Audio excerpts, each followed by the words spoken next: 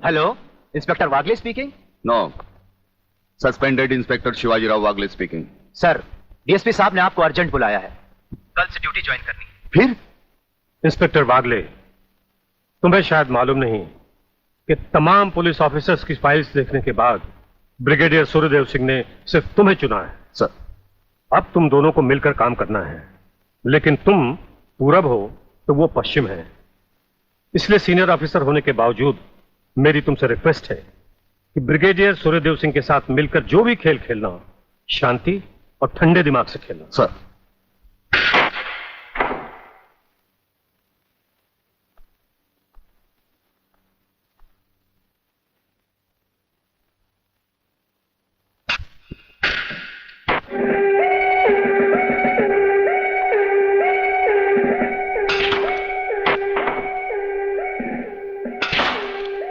बड़े प्यार से खेलते हैं आप। असली खिलाड़ी मरने वाले दुश्मन को पता भी नहीं चलने देते कि कब होगी उसकी मौत। तो फिर प्रलयनाथ को छोड़ क्यों दिया? क्या उससे गले मिलने गए थे? गले मिलने गए थे? उसके गले का माप लेने गए थे कि वो फंदे की मौत मरेगा या हमारे पंजे की। वागले, गर्मजोशी अच्छी चीज है लेकिन हमेशा काम नहीं आती। तुमने तो देखा ही होगा, इसी गर्मजोशी की वजह से तुम कई बार सस्पेंड हो चुके हो। नौकरी की परवाह है किसको? यहां है कौन अपने पीछे रोने वाला? इस ईमानदारी की वजह से बहुत कुछ भुगता है, कोई तकरार नहीं है सर। लेकिन ये गुनाहगार कानून को हाथ में लिए फिरते हैं और मैं हमेशा कानून के दायरे में रहकर काम नहीं कर सकता। अपना तो उसूल है, पहले लात फिर बात, उसके बाद मुलाकात। भाई वागले, अपना तो उसूल है, पहले मुलाकात फिर बात और फिर अगर जरूरत पड़े तो लात। बड़ी उम्मीद थी आपसे, लेकिन अब पता चला आपका रास्ता अलग, मेरा रास्ता अलग। आप नरम खून के, मैं गर्म खून का। हम एक साथ काम नहीं कर सकते सर। वागले, तुमने समझा कि जिंदगी में सिर्फ तुमने ही बहुत कुछ खोया है। इस इंसान को देखो, जब चाहता ये घर बसा सकता था, लेकिन नहीं। इस अकेली जान को हमने अपने देश के लिए उठा रखा है। दोनों का मकसद एक है, मंजिल एक है, सिर्फ रास्ते अलग अलग है। नहीं वागले, हमारे रास्ते भी एक हैं, मंजिल भी एक है। और फिर इतनी बड़ी दुनिया में तुम्हारा कौन है? कोई भी नहीं, सिवाय फर्ज के। इस दुनिया में हमारा कौन है? कोई भी नहीं, सिवाय फर्ज के। अगर फर्क है तो सिर्फ सोचने के ढंग में और काम करने के तरीके में। अब हमें इस फर्क को मिटाते हुए ये युद्ध एक साथ लड़ना होगा।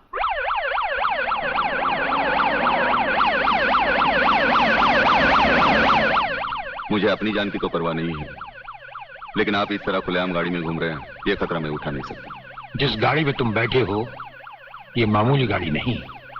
मामूली गाड़ी मामूली आदमियों के लिए होती है, ये गैर मामूली गाड़ी है, एक गैर मामूली इंसान के लिए।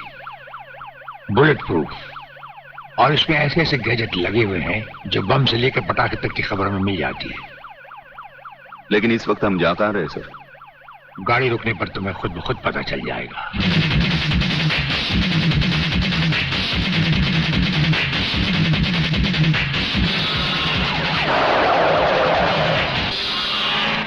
वागले, यहां हमारा घर है।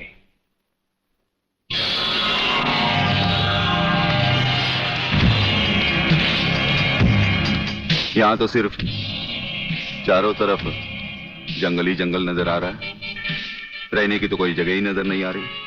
अभी नजर आ जाएगा बहादुर।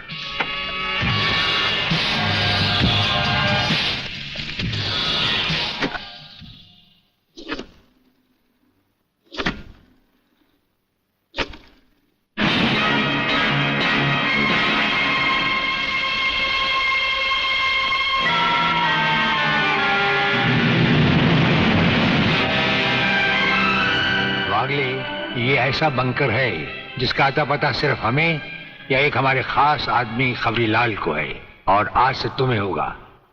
ये इतना मजबूत है कि इस पर ना तो कोई हवाई हमले का असर हो सकता है और ना किसी बम या बारूद का।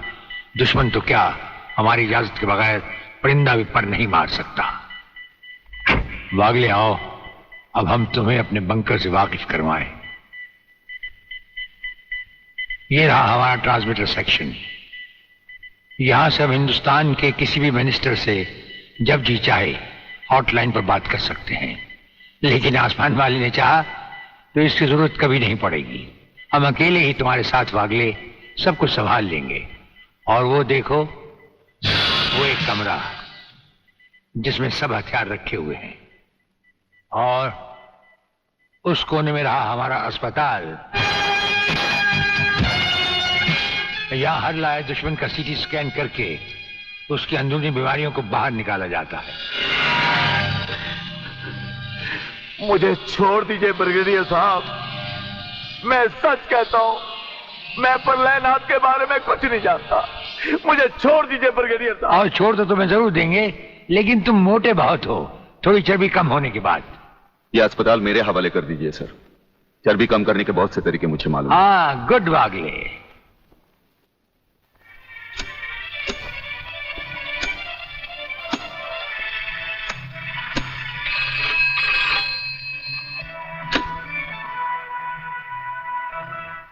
नमस्कार सर, मैं खबरीलाल बोल रहा हूँ। ओ खबरीलाल, आज के मुख्य समाचार ये हैं कि प्रलयनाथ गुंडा स्वामी ने खतरनाक किलर बब्बन खूनी को आपको खत्म करने के लिए एक बहुत बड़ी सुपारी दी है। हमारे नाम की सुपारी खाने वाले को जिंदगी भर दांत चबाने पड़ेंगे। ये हमारे नाम की सुपारी खाने वाले चमगादड़ के खाने पीने का ढाबा कहाँ है खबरीलाल? शहर से 40 मील दूर काली पहाड़ी के पीछे उसका एक अपना बहुत बड़ा मैंगो फार्म है। आज के समाचार।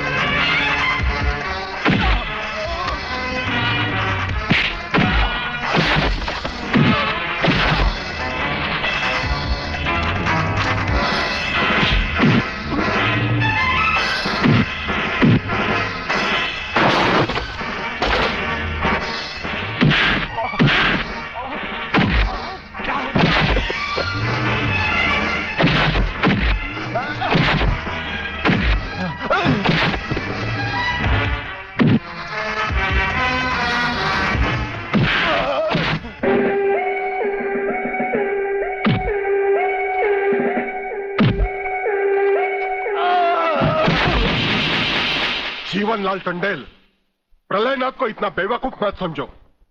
सारे शहर के पुलिस स्टेशन से पता लगाकर ही तुम्हें फोन किया है। अगर होम मिनिस्टर होते हुए तुम्हें यह पता नहीं है तो मुझे कल तुम्हारा रेजिग्नेशन चाहिए, समझे? अरे मैं जानते हो, बब्बन और उसके साथियों ने जबान खोल दी तो सूर्यदेव सिंह हमारे लिए नर्क के दरवाजे खोल देगा। जल्दी से पता लगाओ और उन सबको छुड़वाओ। Yes, DCP Pathania speaking. अरे इंग्लिश को मारो गोली और हिंदी में समझो। मैं जीवनलाल बोल रहा हूं, जीवनलाल टंडेल। ओ सर, आप कहिए, क्या हुक्म है सर? मुझे सिर्फ 1 घंटे में यह बताओ कि सूर्यदेव सिंह ने जिन जिन को गिरफ्तार किया है वो सब कहां हैं, और मुझे 4 घंटे के अंदर अंदर उन सब की जमानत चाहिए, समझे? मगर सर, सूर्यदेव सिंह के बारे में जितनी जानकारी आपको है उतनी ही हमारे डिपार्टमेंट को, और हम उसे ज्यादा कुछ पूछ भी नहीं सकते क्योंकि यही हाई कमांड का ऑर्डर है। वो रहता कहां है? वो भी नहीं मालूम। ये भी नहीं मालूम तो फिर ये बताओ कि वो मिलता कहां है? मैं उससे आज ही मिलना चाहता हूं। सर, वो रोज सुबह सीबीआई ऑफिस में 12 और 1 के बीच में आते हैं सर। सर, ये लिस्ट उन लोगों की है जिन्हें आपसे मिलना है।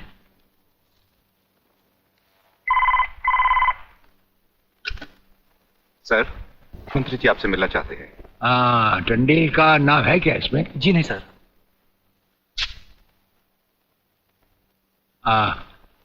आज तो हम अपना 1-1 मिनट दूसरों को दे चुके हैं, दम लेने की भी फुर्सत नहीं होगी।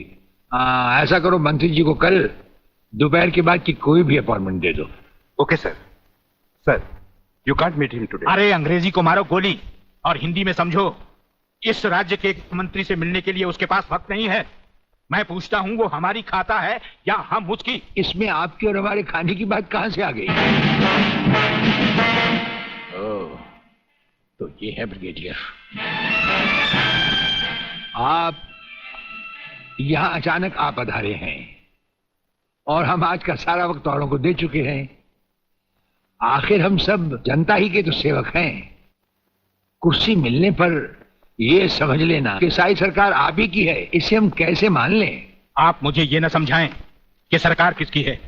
आप सिर्फ इतना समझिए कि आप एक सरकारी नौकर हैं और आपके सामने खड़ा हुआ ये इंसान इस राज्य का मंत्री है। खादी के कपड़े पहनने से और टोपी लगा लेने से कोई महात्मा गांधी नहीं बन जाता। और सुनिए, हमें नेताओं की भाषा ना तो पहले समझ आई थी और ना कभी आएगी। भाषा छोड़ो ब्रिगेडियर, मैं जो आपसे कहना। आपने जो कुछ भी कहना है कल कह लीजिएगा, आपकी अपॉइंटमेंट नोट करवा दी गई है। और एक बात ये भी याद रखिए कि हमसे बगैर अपॉइंटमेंट के कोई नहीं मिल सकता। और जहां तक हमारा ताल्लुक है, हम किसी से भी किसी वक्त भी कहीं भी मिल सकते हैं, हमारा जब दिल चाहे। शायद आपने वो लेटर नहीं पढ़ा जो सेंट्रल गवर्नमेंट ने आपको भेजा है। उसमें खासुल खास ऑर्डर है कि हमारे किसी भी काम में कोई भी दखल अंदाजी नहीं कर सकता। नमस्कार। नमस्कार।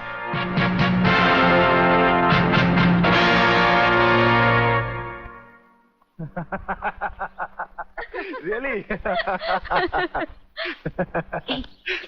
ओए, हाँ, गुड मॉर्निंग अंकल। अरे अंग्रेजी को मारो गोली और हिंदी में बात समझो। हिंदी में तुम ये बताओ तुम्हारे पिता कहाँ हैं? पिताजी, अंकल तो ऊपर बैठे हुए हैं, आप ही का इंतजार कर रहे हैं। राधा, तुम्हारे पिताजी बड़े उखड़े हुए लगते हैं। लगता है there is something wrong in the ministry। अरे रॉन्ग हो या राइट, यही समझना होता तो मैं भी तुम्हारी तरह खादी के कपड़े पहन लेता। अरे सरकारी लेटर से मुझे क्या लेना देना? देखो, तुम अभी से इतने ढीले पड़ जाओगे तो पूरी सरकार को भारतवर्ष से कैसे खत्म करोगे? वो सिर्फ एक मिलिट्री ऑफिसर है और हमें पूरी मिलिट्री फोर्स के साथ लड़ना है। भूल जाओ सारी बातें और फाड़ दो वो लेटर। देखो, उसका ट्रांसफर ना हो तो ना सही, उसकी बातें हमें पता न चले तो न सही, लेकिन उसकी मौत का बंदोबस्त तो मैं कर सकता हूं। प्रलयनाथ, वो मर गया तो ये नेता भी कुर्सी समेत जल गया, समझो। वो मरेगा भी और तुम कुर्सी के साथ जियोगे भी। अब किसकी बारी है जनरल साहब? ब्रिगेडियर सूर्यदेव सिंह की। मारे जाने वाले पुलिस के उन शहीदों की याद में ये ज्योत बनाई गई है जिन्होंने कानून की रक्षा करते हुए अपने प्राणों की आहुति दी। आज के इस समारोह के मुख्य अतिथि माननीय मंत्री श्री जीवनलाल टंडेल हैं।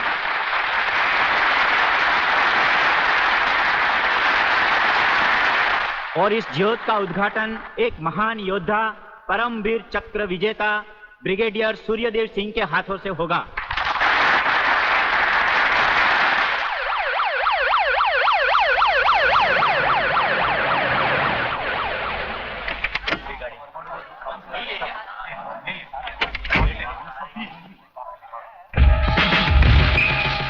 Welcome, welcome. प्लीज।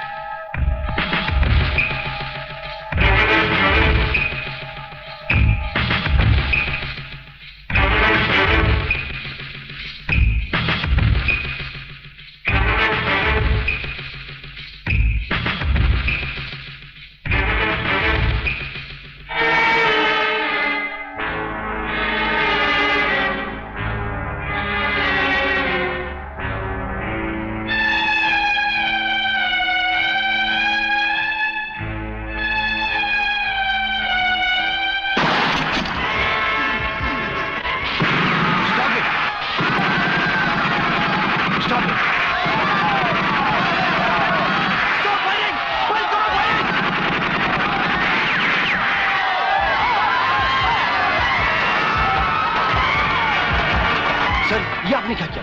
फायरिंग का ऑर्डर क्यों दिया सर? आपकी एक गलती से कितनी जाने गई, इसका जवाब कौन देगा ब्रिगेडियर साहब?